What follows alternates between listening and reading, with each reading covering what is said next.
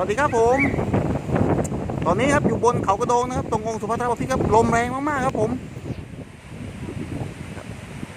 ลมแรงมากๆครับ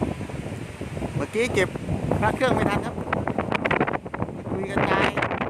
โดนเรียกว่าเป็นโลว่านิ้วนะครับทั้งพระเครื่องทั้งของมากมายครับริ้วกระจัดกระจายเต็มนี่ครับเต็มพื้นหมดเลยครับแต่ประชาชนก็ยังมากราบสักการะนะครับผม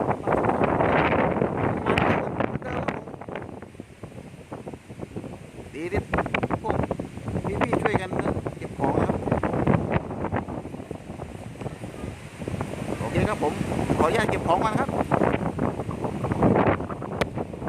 ยิงไว้ด้วยโทรศัพท์โอเคครับผม